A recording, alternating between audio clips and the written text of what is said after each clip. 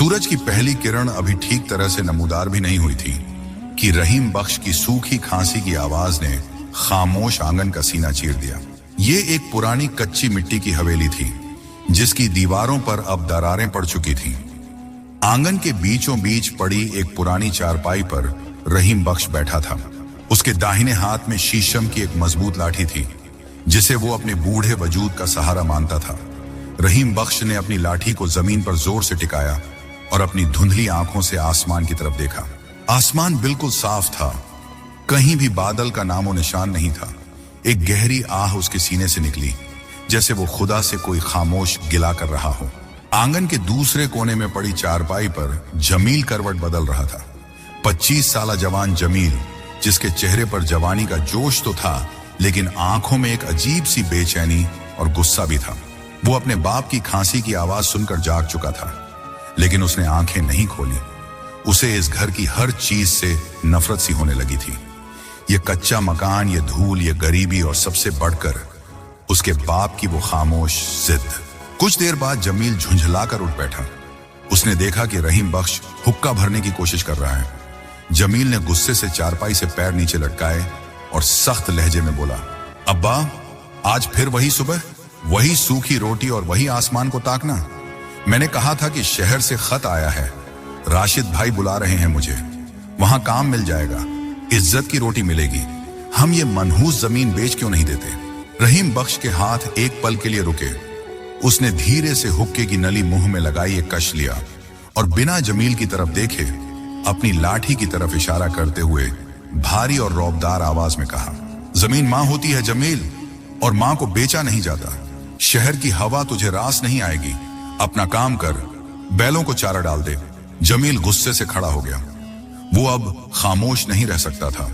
वो तेजी से चलकर रहीम बख्श के करीब आया और अपने दोनों हाथ हवा में लहराते हुए चिल्लाया, कौन सी मां अब्बा? ये बंजर जमीन जो न अनाज उगलती है न पैसा। पूरा गांव शहर जा रहा है, सबकी किस्मत बदल गई और एक हम हैं जो इस मिट्टी के ढेर पर बैठे अपनी मौत का इंतजार कर रहे हैं। आप नहीं समझते, आप पुराने लोग हैं। आपका दिमाग भी इस पुरानी लाठी जैसा सख्त हो गया है। रहीम बख्श ने अब सिर उठाकर बेटे की आंखों में देखा। उसकी आंखों में गुस्सा नहीं बल्कि एक अजीब सी वीरानियत थी। उसने कुछ नहीं कहा, बस अपने हाथ के इशारे से उसे जाने का हुक्म दिया, जैसे किसी नासमझ बच्चे की बात को नजरअंदाज किया जाता है। ये खामोशी जमील को किसी भी गाली से ज्यादा चुभी। वो पैर पटकता हुआ वहां से मुड़ा और घर के टूटे हुए दरवाजे से बाहर निकल गया। पीछे उड़ती हुई धूल छोड़ गया। रहीम बख्श वहीं बैठा रहा, अपनी लाठी को मुट्ठी में भींचे, जैसे उसे डर हो कि अगर लाठी छोड़ी तो वो बिखर जाएगा। दिन चढ़ते ही सूरज का कहर बरसना शुरू हो गया। गांव में अब खामोशी नहीं बल्कि वीरानी का राज था। पिछले कई महीनों से आसमान से पानी की एक बूंद नहीं टपकी थी। कुएं सूख चुके थे और खेतों की जमीन ऐसे फट गई थी जैसे किसी प्यासे का हलक हो। हवा भी नहीं चल रही थी, बस एक जलती हुई तपिश थी जो सांस लेना भी मुश्किल बना रही थी।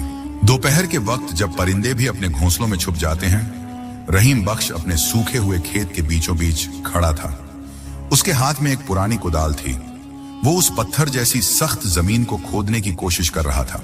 हर चोट पर धूल का एक गुब्बार उड़ता और रहीम बख्श के पसीने से भीगे हुए चेहरे पर चिपक जाता। उसकी सांस फूल रही थी, कमजोर पसलियां कुर्ते के अंदर से साफ दिखाई दे रही थीं, लेकिन वो रुक नहीं रहा था। ऐसा लग रहा था जैसे वो कुदाल जमीन पर नहीं बल्कि अपनी किस्मत पर चला रहा हो।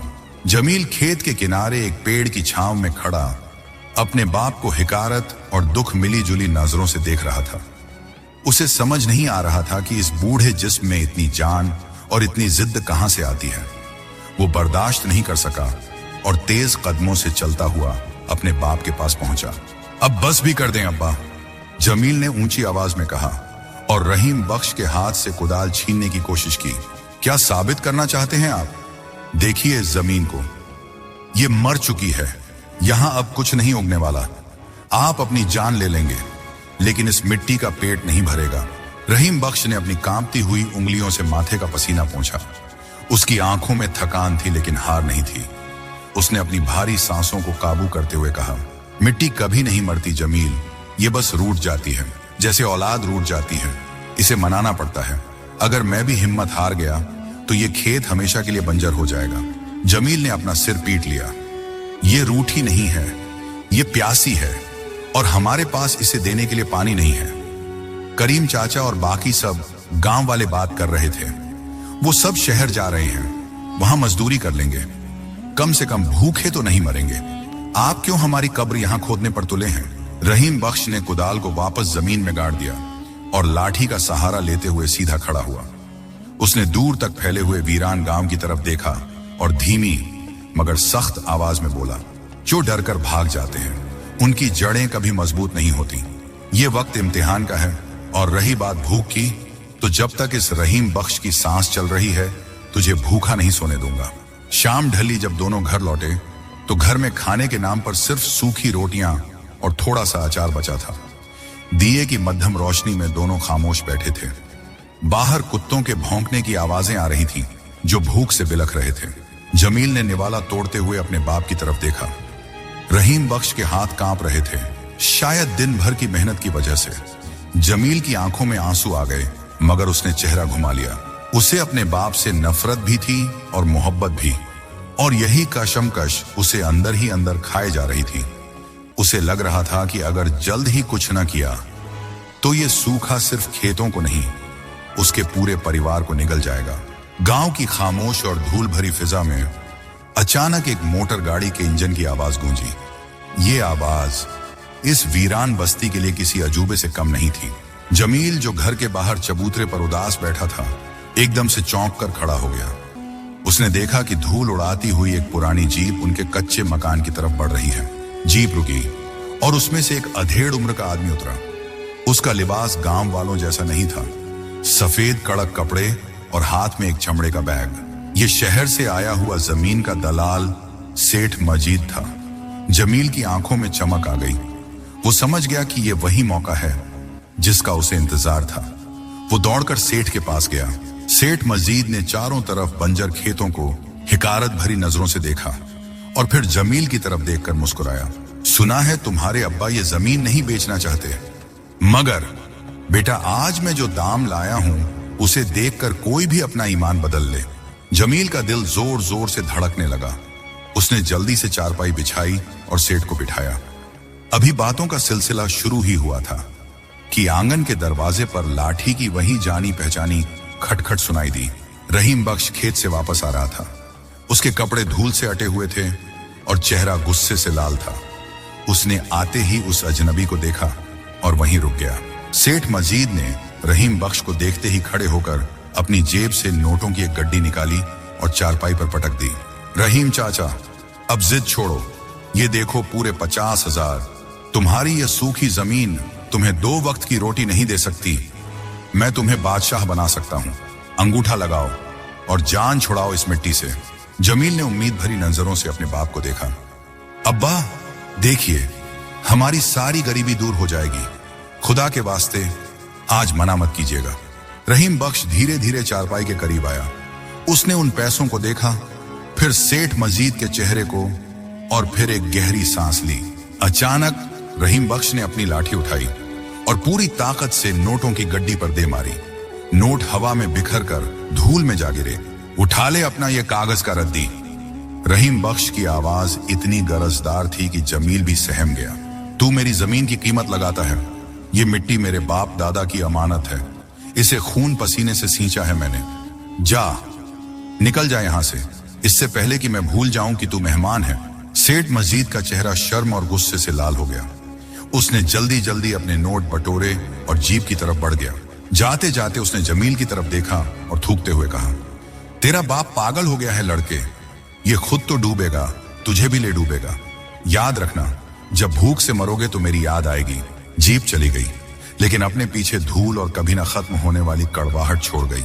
जमील वहीं खड़ा कांप रहा था। उसका चेहरा आंसुओं से भीग चुका था। वो मुड़ा और रहीम बख्श के सामने जाकर चीखा, क्यों किया आपने ऐसा? क्यों? आप मेरे दुश्मन हैं। आप चाहते ही नहीं कि मैं जीऊं। आज आपने उन पैसों को नहीं, मेरे अरमानों को लाठी मारी है अब्बा। रहीम बख्श ने कोई जवाब नहीं दिया। वो चुपचाप अंदर कोठरी की तरफ बढ़ गया। लेकिन आज उसकी चाल में वो पहले जैसी मजबूती नहीं थी। उसके कंधे झुक गए थे, जैसे बेटे की नफरत का बोझ उससे संभाला न जा रहा हो। रात का पिछला पहर था। हवेली के आंगन में एक अजीब सी मनहूसियत छाई हुई थी। आसमान पर चांद तो था, मगर उसकी रोशनी भी आज धुंधली लग रही थी, जैसे वो भी इस घर के हालात पर शर्मिंदा हो। जमील अपनी चारपाई पर लेटा हुआ था, मगर नींद उसकी आंखों से कोसों दूर थी। सेठ मजीद की बातें और अब्बा का वो सख्त रवैया उसके दिमाग में हथौड़े की तरह बज रहा था। उसने अचानक एक फैसला कर लिया। वो झटके से उठा और अपनी कोठरी में गया। उसने एक पुरानी चादर बिछाई और उसमें अपने चंद गिने चुने कपड़े और थोड़ी बहुत जमा पूंजी जो उसने छिपा कर रखी थी बांधना शुरू कर दी। उसके हाथ कांप रहे थे, मगर डर से नहीं, गुस्से से। उसे लग रहा था कि अगर वो एक दिन और इस घर में रहा तो शायद उसका दम घुट जाएगा। ये घर उसे अब घर नहीं बल्कि एक जेल लग रहा था, जहां उसका मुस्तकबिल जंजीरों में जकड़ा हुआ था। सामान की पोटली बांधकर वो बाहर आंगन में निकला। रहीम बख्श आंगन के कोने में अपनी चारपाई पर लेटा था।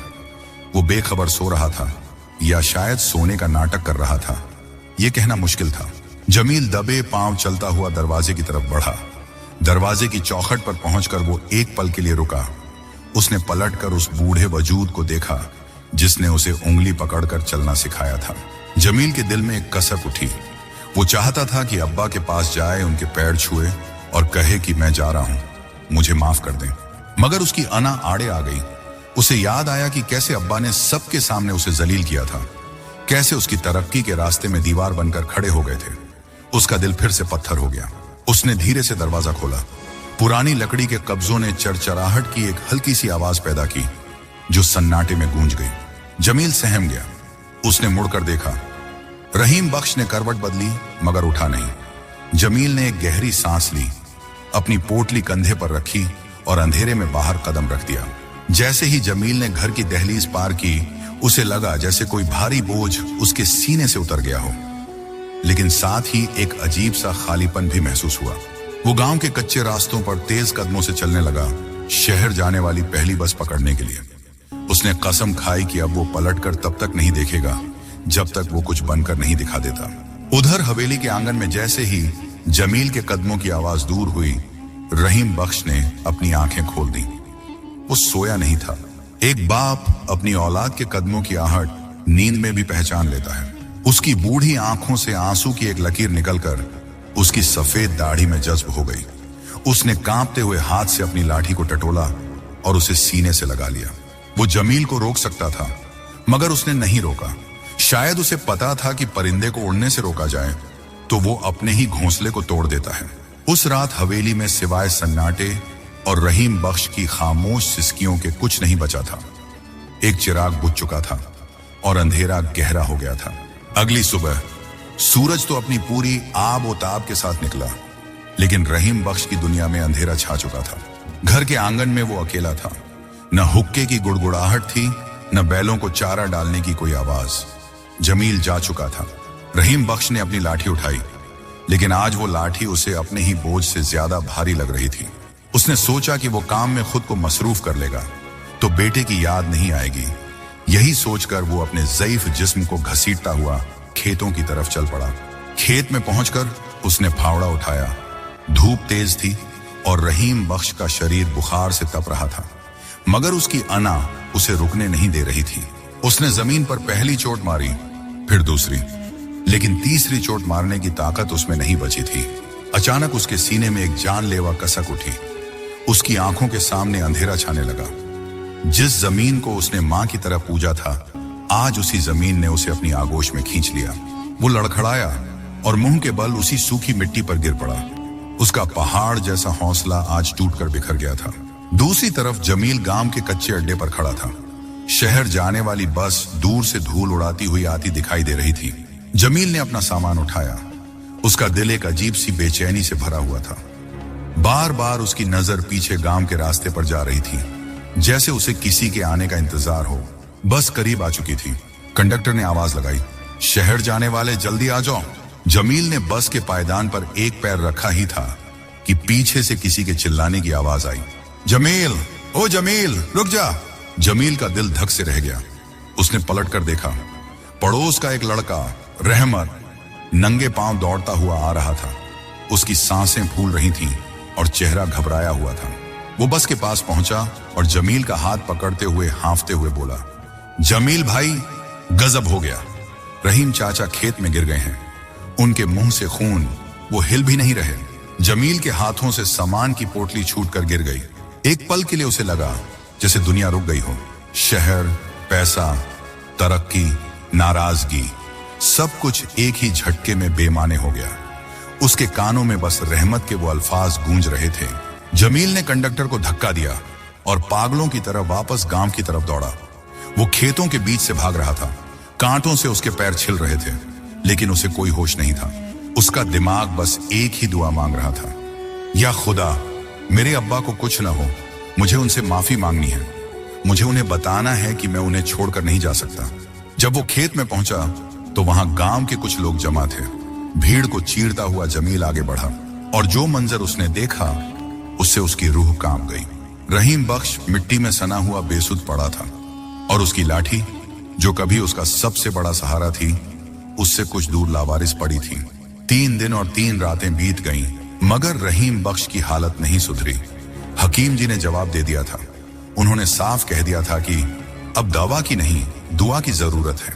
हवेली का आंगन, जहां कभी रहीम बख्श की लाठी की ठक ठक गूंजती थी, अब वहां मौत जैसा सन्नाटा छाया हुआ था। रहीम बख्श अपनी उसी पुरानी चारपाई पर लेटा था। उसके जिस्म का आधा हिस्सा फालिज की वजह से बेकार हो चुका था। वो बोल नहीं सकता था। सिर्फ उसकी बूढ़ी और धंसी हुई आंखें खुली थीं, जो लगातार छत की कड़ियों को ताक रही थीं। जमील, जो पिछले 3 दिनों से सोया नहीं था, अपने बाप के सिरहाने जमीन पर बैठा था। उसकी आंखों के नीचे काले घेरे पड़ चुके थे और वो बार बार रहीम बख्श के ठंडे पड़ते हाथों को अपने हाथों में लेकर रगड़ रहा था ताकि उनमें थोड़ी गर्मी आ सके। अब्बा, जमील की आवाज भर्राई हुई थी। अब्बा, मेरी तरफ देखिए, मुझे कुछ भी कहिए, मुझे गालियां दीजिए, मुझे मारिए, मगर खामोश मत रहिए। आपकी यह खामोशी मुझे मार रही है। रहीम बख्श ने धीरे से अपनी पुतलियां घुमाई और जमील की तरफ देखा। उन आंखों में अब वो पुराना गुस्सा या सख्ती नहीं थी। वहां सिर्फ एक अजीब सी बेबसी और बेपनाह मोहब्बत थी। वो कुछ कहना चाहता था। उसके होंठ हिले, मगर हलक से सिर्फ एक घर घराहट निकली। लफ्ज उसके सीने में ही दम तोड़ गए। जमील फूट फूट कर रोने लगा। उसने अपना सिर बाप के सीने पर रख दिया। मैं कहीं नहीं जाऊंगा अब्बा, मैं शहर नहीं जाऊंगा, मैं इसी जमीन पर काम करूंगा, आपके साथ रहूंगा, बस आप ठीक हो जाइए। मुझे माफ कर दीजिए अब्बा, मैं नासमझ था। रहीम बख्श की सांसें अब उखड़ने लगी थीं। उसका सीना जोर जोर से ऊपर नीचे हो रहा था। यह सकरात का आलम था। उसने अपनी पूरी बची खुची ताकत जमा की और अपना सही सलामत वाला हाथ, जो कांप रहा था, धीरे धीरे उठाया। उसने वो कांपता हुआ हाथ जमील के सिर पर रखा। वो अपने बेटे को आखिरी बार दुआ देना चाहता था। उसे ये बताना चाहता था कि उसने उसे माफ कर दिया है। जमील ने सिर उठाया और बाप की तरफ देखा। रहीम बख्श की आंखों के कोने से एक आंसू लुढ़का और तकिए में जज्ब हो गया। उसने जमील की आंखों में झांका, एक गहरी और लंबी सांस ली और फिर वो हाथ जो जमील के सिर पर था बेजान होकर नीचे गिर पड़ा। कमरे में एक भारी खामोशी छा गई। सांसों की डोर टूट चुकी थी। वो बरगद का पेड़ जो आंधियों में भी खड़ा रहता था, आज गिर चुका था। जमील ने पागलों की तरह बाप के जिस्म को झंझोड़ा, अब्बा, अब्बा, मगर अब कोई जवाब आने वाला नहीं था। रहीम बख्श अपना कर्ज, अपनी जिम्मेदारी और अपना प्यार, सब कुछ इस कच्ची हवेली की खामोशी के सुपुर्द करके जा चुका था। जमील की चीख ने गांव के सन्नाटे को चीर दिया, मगर वो शख्स जो उसे सुनने के लिए जिंदा था, अब बहुत दूर जा चुका था। रहीम बख्श की तदफीन को 3 दिन हो चुके थे। मेहमान और रिश्तेदार जा चुके थे और हवेली एक बार फिर अपनी उसी वीरानी में डूब गई थी। मगर इस बार ये वीरानी हमेशा के लिए थी। जमील घर के उस कोने में बैठा था जहां उसके अब्बा अक्सर नमाज पढ़ा करते थे। उसकी नजर बार बार कमरे के कोने में रखे एक पुराने जंग लगे लोहे के संदूक पर जा रही थी। बचपन से जमील ने देखा था कि रहीम बख्श उस संदूक को कभी किसी को हाथ नहीं लगाने देते थे। जमील को हमेशा लगता था कि शायद इसमें अब्बा ने अपने पुरखों का सोना या पैसे छिपा रखे हैं। इसीलिए वो हमेशा कहते थे कि हम गरीब हैं, जबकि संदूक भरा हुआ है। यही शक हमेशा बाप बेटे के बीच दरार बना रहा। आज उसे रोकने वाला कोई नहीं था। जमील उठा और भारी कदमों से संदूक के पास गया। उसने अब्बा के कुर्ते की जेब से चाबियों का गुच्छा निकाला जो उसने आखिरी वक्त संभाल कर रखा था। कांपते हाथों से उसने चाबी ताले में लगाई। जंग लगे ताले ने एक कड़वी आवाज के साथ खुलने का ऐलान किया। जमील ने संदूक का भारी ढक्कन उठाया। एक पुरानी बंद हवा की महक उसकी नाक से टकराई। उसने अंदर देखा। वहां कोई सोना, चांदी या नोटों की गड्डियां नहीं थी। वहां सिर्फ कुछ पुराने कपड़े, जमील के बचपन के खिलौने और एक पीले पड़ चुके कागज में लिपटी हुई एक डायरी थी। जमील का दिल डूबने लगा। उसने वो कागज का बंडल उठाया। सबसे ऊपर एक पुराना गिरवी नामा रखा था। जमील ने उसे पढ़ना शुरू किया। तारीख 20 साल पुरानी थी। उसमें लिखा था कि रहीम बख्श ने अपनी पूरी जमीन, अपना घर, सब कुछ शहर के एक साहूकार के पास गिरवी रख दिया था। वजह पढ़ने के लिए जमील ने कांपते हाथों से दूसरा कागज उठाया। वो अस्पताल की रसीदें थीं। 20 साल पहले की रसीदें, जब जमील को हैजा हुआ था और वो मौत के मुंह में था। इलाज के लिए बहुत पैसों की जरूरत थी। जमील की आंखों के सामने अंधेरा छाने लगा। उसे याद आया कि लोग कहते थे कि उस साल रहीम बख्श ने अपनी आधी उम्र कम कर ली थी। कागजों के नीचे एक मुड़ा तोड़ा खत था जो शायद रहीम बख्श ने कभी जमील को देने के लिए लिखा था, मगर दे नहीं पाया। जमील ने उसे खोला। टेढ़ी मेढ़ी लिखाई में लिखा था, मेरे बेटे जमील, तू सोचता है कि मैं कंजूस हूं? तू सोचता है कि मैं जमीन बेचकर तुझे शहर क्यों नहीं जाने देता? बेटा, ये जमीन मेरी नहीं थी। 20 साल पहले तेरी जान बचाने के लिए मैंने इसे बेच दिया था। पिछले 20 साल से मैं एक एक पैसा जोड़कर, अपना पेट काटकर इस जमीन की किस्तें चुका रहा था, ताकि जब मैं मरूं तो तुझे कर्ज नहीं बल्कि तेरी अपनी जमीन विरासत में दे सकूं। आज आखिरी किस्त चुका दी है मैंने। अब ये जमीन तेरी है और तू आजाद है। जमील के हाथों से वो खत छूट कर गिर गया। उसे लगा जैसे किसी ने उसका कलेजा निकाल लिया हो। वो जिसे कंजूसी समझता रहा, वो दरअसल उसके बाप की खामोश कुर्बानी थी। वो जिस बाप को पत्थर दिल समझता था, उसने अपनी पूरी जिंदगी सिर्फ इसलिए पीस दी ताकि जमील के सर पर छत और पैरों तले जमीन रहे। कमरे की खामोशी में जमील की एक दर्दनाक चीख गूंजी, अब्बा! वो संदूक के पास ही घुटनों के बल गिर गया और उन पुराने कागजों को सीने से लगाकर बच्चों की तरह बिलख बिलख कर रोने लगा। आज उसे उस संदूक में खजाना मिल गया था, मगर वो खजाना उसे ताउम्र के लिए यतीम कर गया था। रात ढल चुकी थी और सुबह की सफेदी आसमान पर फैलने लगी थी, लेकिन जमील की आंखों में नींद नहीं थी। वो उन कागजों को सीने से लगाए नंगे पांव घर से बाहर निकला और सीधा खेतों की तरफ भागा। वही खेत जिन्हें वो बंजर और मनहूस कहता था। आज उसे वो जमीन नहीं लग रही थी, बल्कि एक खुली हुई किताब लग रही थी जिस पर उसके बाप ने अपने खून पसीने से दास्तान लिखी थी। खेत के बीचों बीच पहुंचकर वो उसी जगह रुक गया जहां रहीम बख्श ने अपनी आखिरी सांसें लेने से पहले कुदाल चलाई थी। वहां की मिट्टी अब भी खुदी हुई थी। जमील के पैर कांपने लगे। वो घुटनों के बल उस खुदी हुई मिट्टी पर गिर पड़ा। उसने दोनों हाथों से उस मिट्टी को उठाया और अपने सीने से लगा लिया। ये मिट्टी ठंडी थी, मगर जमील को इसमें अपने बाप के हाथों की गर्मी महसूस हो रही थी। मैं हार गया अब्बा, जमील की आवाज सन्नाटे में गूंजी। मैं हार गया और आप जीत गए। आपने अपनी जान देकर मेरा मुस्तकबिल बचाया और मैं नादान आपको अपनी बदकिस्मती समझता रहा। मुझे लगा आप मुझसे जलते हैं, मगर आप तो मेरे लिए जल रहे थे, मोमबत्ती की तरह पिघल रहे थे, ताकि मेरी जिंदगी में अंधेरा ना हो। उसकी आंखों से आंसू टपककर उस सूखी जमीन पर गिर रहे थे। यह पहली बारिश थी जो उस खेत को मिली थी, आसमान की नहीं, पछतावे की बारिश। तभी उसे दूर से मोटर की आवाज सुनाई दी। शायद शहर से कोई गाड़ी गुजर रही थी। एक पल के लिए जमील के दिमाग में ख्याल आया, वो अब भी जा सकता है। जमीन उसके नाम है, कागज उसके पास है, वो इसे बेचकर शहर जा सकता है, ऐश की जिंदगी गुजार सकता है। लेकिन फिर उसकी नजर पास ही पड़ी उस पुरानी कुदाल पर गई जो रहीम बख्श ने वहीं छोड़ी थी। उस पर अब भी रहीम बख्श के हाथों के निशान थे। जमील ने अपने आंसू पोंछे। उसके चेहरे पर एक अजीब सा सुकून और एक नई मजबूती आ गई थी। वो खड़ा हुआ। उसने शहर जाने वाले रास्ते की तरफ देखा और फिर हमेशा के लिए उस रास्ते से अपनी नजरें फेर ली। जमील ने आगे बढ़कर वो भारी कुदाल उठाई। उसका वजन उसे महसूस हुआ। ये सिर्फ लोहे का वजन नहीं था, ये एक जिम्मेदारी का वजन था। उसने कुदाल को कसकर पकड़ा, ठीक वैसे ही जैसे रहीम बख्श पकड़ा करता था। उसने आसमान की तरफ देखा जहां सूरज निकल रहा था और मुस्कुराया। ये मिट्टी का कर्ज है अब्बा, उसने धीमे से कहा, और ये कर्ज मैं चुकाऊंगा। ये जमीन बंजर नहीं रहेगी, मैं इसे अपने पसीने से सींचूंगा। मैं शहर नहीं जाऊंगा, मैं रहीम बख्श का बेटा बनकर यहीं रहूंगा। उसने पूरी ताकत से कुदाल चलाई।